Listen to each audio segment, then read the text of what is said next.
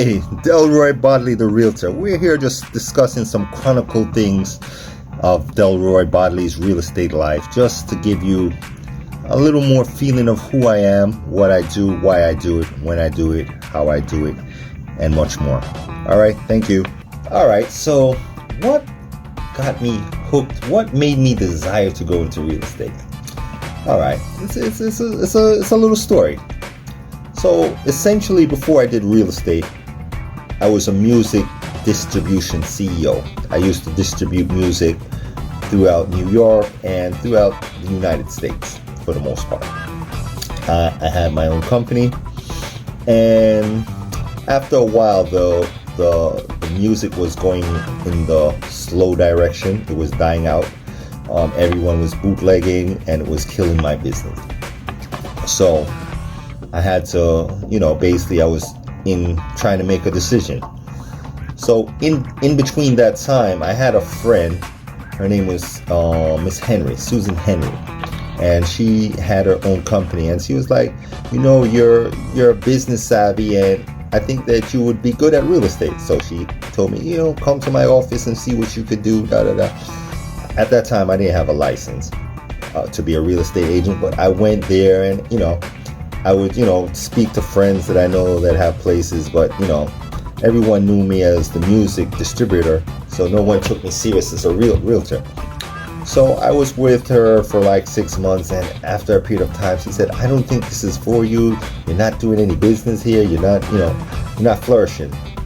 Soon thereafter, my lady at that time, my wife at that time, got pregnant.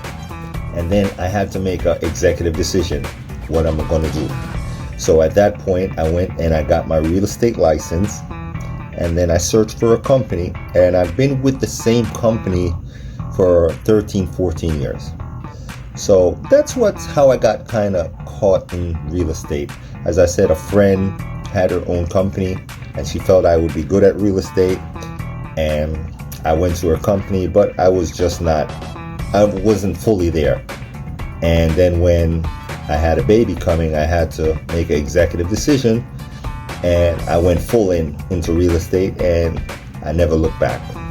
And that's how real estate got me, and still has me. Since I've been doing real estate, I've never had another job. It's always just real estate. I'm here to give you some more insight on the day-to-day things that real estate agents deal with. So let's discuss a couple things that irk me. Okay, one thing that comes directly to mind that usually would irk me when I was standardly an open listing agent is the first thing people would ask me is what the address of the property is. Granted, they have an idea of the neighborhood it's in, but they want the exact address. And that would irk me because I feel like you're looking for something, you should discuss to see if the property even somewhat fits your criteria, but that would really irk me. Another thing that would irk me is when a client would email me and basically say, hey, I'm busy, I don't really have time to talk to you, let's just do this by email. And I did that a couple times, and then what would happen is when you're talking to someone by email, sometimes some things are missed out. So then when you meet them and show them the property, something's always missing that you didn't get to discuss, that if you had them on the phone you would have been able to cover, and then it's a waste of time. Another thing that irks me is when a client feels like they know my job better than I do, and they're telling you how it goes because maybe they had a friend, for example, rent 4 years ago, and the friend paid this price, so they feel that they must get that same price, and you're telling them, well, the market has changed, and they're telling you no. Those things irk me. So those are a few things that irk me. Just giving you some more in-depth insight with the day-to-day real estate life, discussing things that clients would want to know more about. First, let's talk about some things that a renter would want to know more about. Renters like to know when is the best time to rent. Usually, the colder it is in New York, is the less people are looking, you get a better deal. Also, what does the standard landlord look for? They look for someone who makes 30 to 40 times the rent, someone who has great credit, a solid job,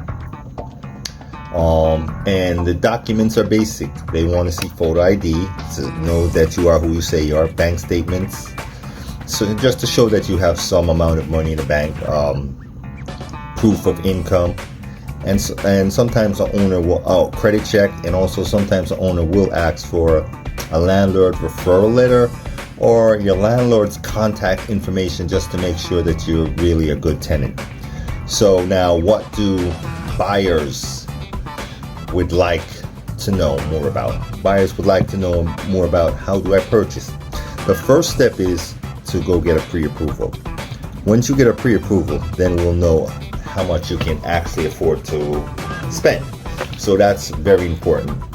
Also, what neighborhoods that you're considering.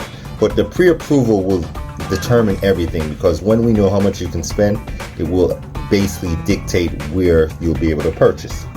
So pre-approval, key factor. Also, debt to ratio income will come to be very important also. So if you have a lot of debts, you want to clear them up as much as possible, because if you have too many things that you're paying out, it affects how much you can spend on your mortgage. Okay? Yeah, so that's a few things, and we can go more in depth. You could always give me a call and we can discuss more in depth on other things that you may want to know about. All right, thank you.